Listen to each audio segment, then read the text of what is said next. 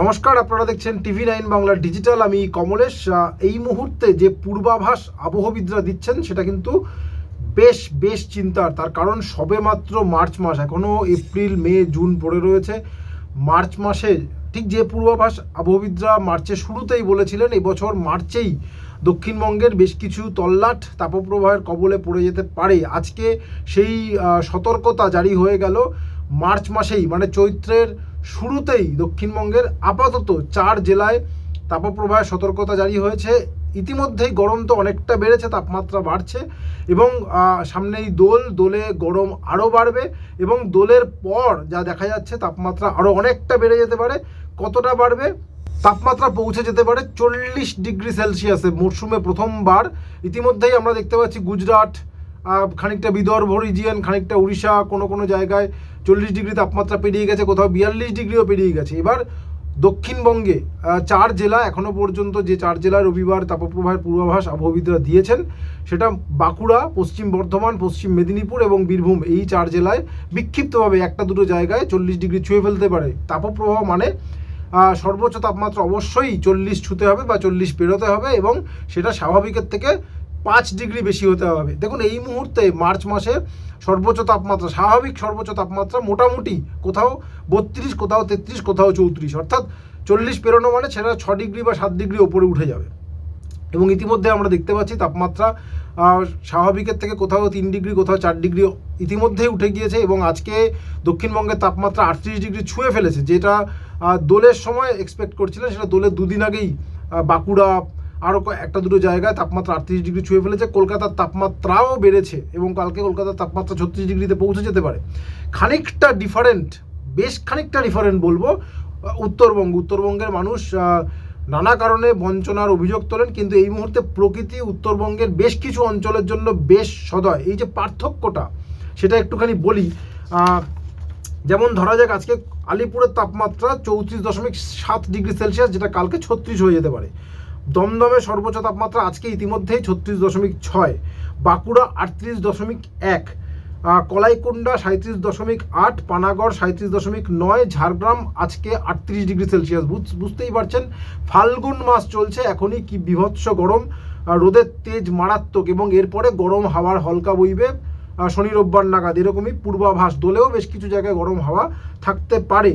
এবার যদি উত্তরবঙ্গের দিকে একটু নজর দিই, উত্তরবঙ্গে আজকে কোচবিহারের সর্বোচ্চ তাপমাত্রা 27.5 ডিগ্রি সেলসিয়াস। একটু ছবি দেখাবো, পাশে দেখুন জলপাইগুড়ির ছবি চলছে। আজকে জলপাইগুড়িতে সকালবেলার ছবি, বৃষ্টি হচ্ছে একেবারে। এই বৃষ্টি যেহেতু এমন সময় হয়েছে, দিনের তাপমাত্রা খুব একটা বাড়তে পারেনি।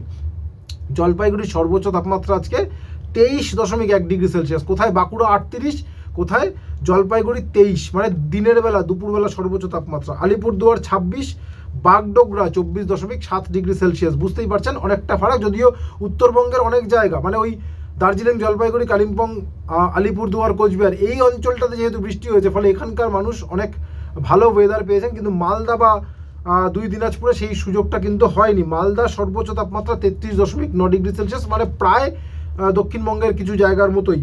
বালুরঘাট 31.5, তুলনায় মালদার থেকে একটু কম। যাই হোক, আবহবিদরা যে পূর্বাভাস দিচ্ছেন, দোলের পূর্বাভাস যদি বলি, দোলে উত্তরবঙ্গে বৃষ্টি বাদলাটা থাকবে, মানে মোটামুটি দার্জিলিং, জলপাইগুড়ি, কালিম্পং এই জেলাগুলোতে, আলিপুরদুয়ার এই জেলাগুলোতে উত্তরবঙ্গে বৃষ্টি হতে পারে দোলের দিন।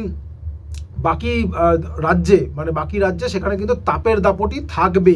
কেমন তাপমাত্রা থাকতে পারে আরেকবার একটু জানিয়ে রাখি, রোজই বলছি, আজকে আরেকবার বলে রাখি। বাঁকুড়াতে ইতিমধ্যে 38 ছুঁয়ে ফেলেছে, এটা দোলের দিন 39 হতে পারে। পুরুলিয়াতেও 38-39 ডিগ্রি ঘরে তাপমাত্রা থাকতে পারে। পুরুলিয়াতে অনেকেই দোলের দিন যাবেন, সুতরাং দুপুরবেলা যে চড়া রোদটা থাকবে সাবধানে থাকতে হবে, নিশ্চয়ই মাথায় রাখবেন। কলকাতা দোলের দিন কালকেই 36 হয়ে যেতে পারে, দোলের দিনও 36-এর আশপাশেই তাপমাত্রা থাকতে পারে। দমদম 37, শ্রীনিকেতন 38। শ্রীনিকেতনে বহু মানুষ বোলপুরে যাবেন দোলের দিন, পর্যটকরা অবশ্যই 38 ডিগ্রির কথা মাথায় রাখতেই হবে। মেদিনীপুর 37-38, কৃষ্ণনগর 36, আসানসোল 38। মোটামুটি একটা আন্দাজ দিয়ে রাখলাম দোলের দিন কেমন আবহাওয়া থাকবে। রোববার দিন তাপমাত্রা আরও বাড়বে, তাপপ্রবাহ 40 ডিগ্রি ছুঁয়ে ফেলতে পারে তাপমাত্রা। কেন এত গরম?